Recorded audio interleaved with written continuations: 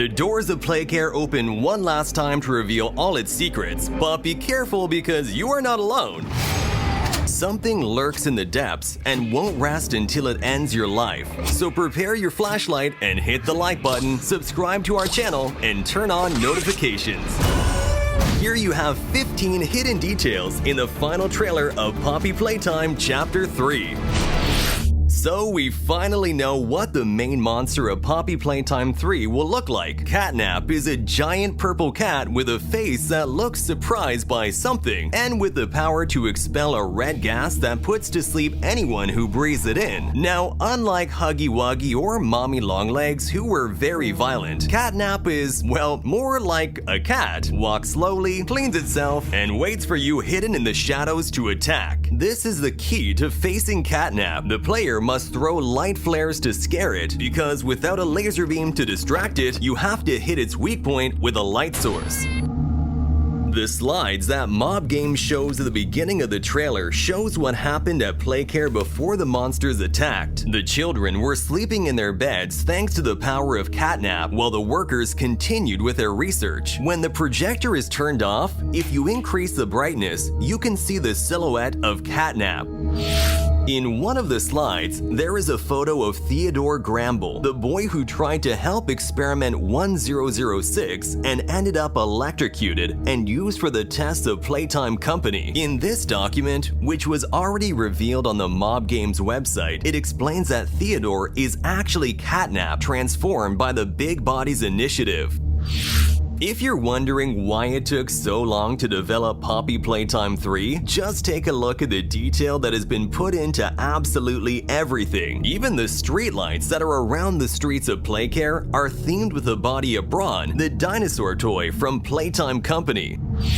In Playcare Hall, there are offices with some names written on the glass. These are supposedly some of the people in charge of Playcare, but they are also names of some of the developers of Playtime Company. Greg Fecteau is the 3D designer and artist of Mob Games, and Nate Carpenter is in charge of creating the game's environments.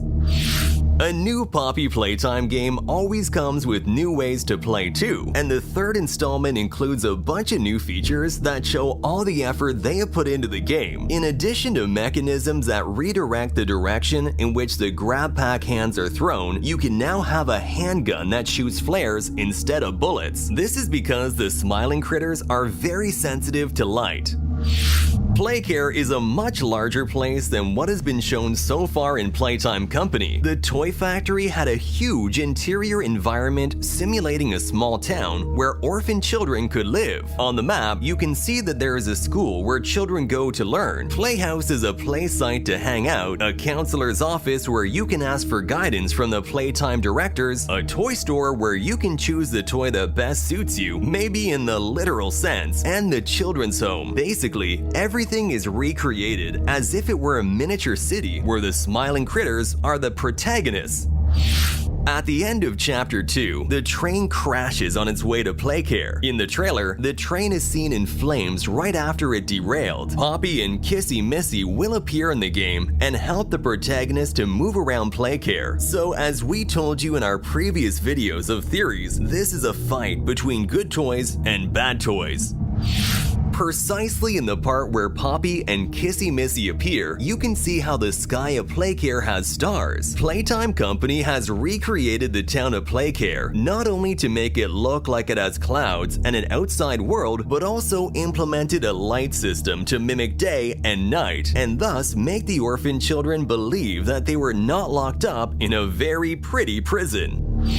Dog Day is one of the monsters that the players will have to run away from in Poppy Playtime 3. It doesn't have anything to do with its animated version, which is much cuter, but at one point in the trailer, you can see a small Dog Day running through a ventilation duct. This means that there are not only large smiling critters, there are also miniature versions that are just as dangerous and are also sensitive to light. This idea of a small version of a large monster in the ventilation duct sounds familiar.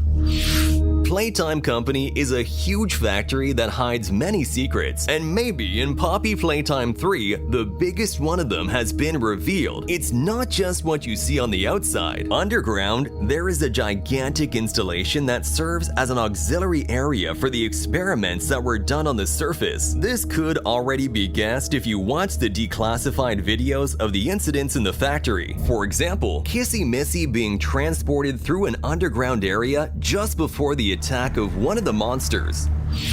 It seems that the smiling critters will not be the only new characters that will appear in Chapter 3. According to its developers, specifically Zach Bellinger, he revealed that there was a female character that had not yet been introduced, and that was his favorite. Now, if you look at this scene from the trailer, you can see a kind of female silhouette hidden among the shadows. It is speculated that this could be one of the Playtime teachers, and that her appearance resembles that of a moth or insect because of the antenna on her head. You can also see that she has something like a dress, and by the shape of the silhouette, it could be the Big Body's initiative corresponding to the Catbee toy.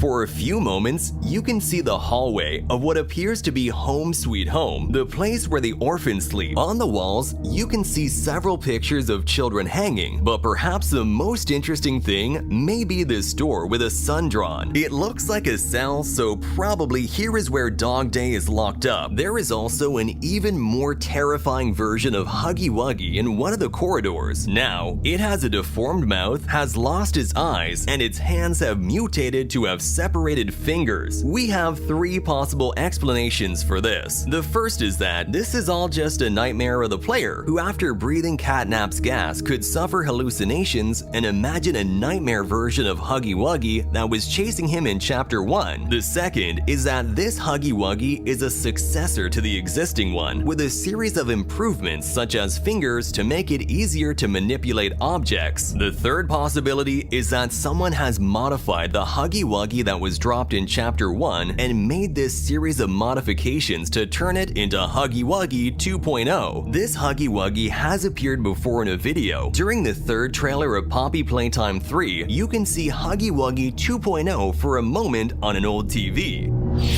On one of the walls of Sweet Home in Playcare, you can read the word help written in blood. Since most of the people who lived in this place were children, it's likely that this call for help was written by one of the orphans before the monsters got to them. We have been seeing the phrase, the hour of joy, written in 1,000 different ways and in a bunch of places for a long time, and we finally know what it means, or rather, what it refers to. The hour of joy is called the incident that occurred in the factory that released a bunch of toys and caused the death of many workers of Playtime Company. It was the bloodiest and most disastrous moment in the company's history, and in Chapter 3, it's possible to discover what happened thanks to this videotape, where someone took the trouble to document everything that happened in great detail. Subscribe now to our channel so you won't miss anything about Poppy Playtime. And here we leave you our latest video. Thanks for watching and see you next time.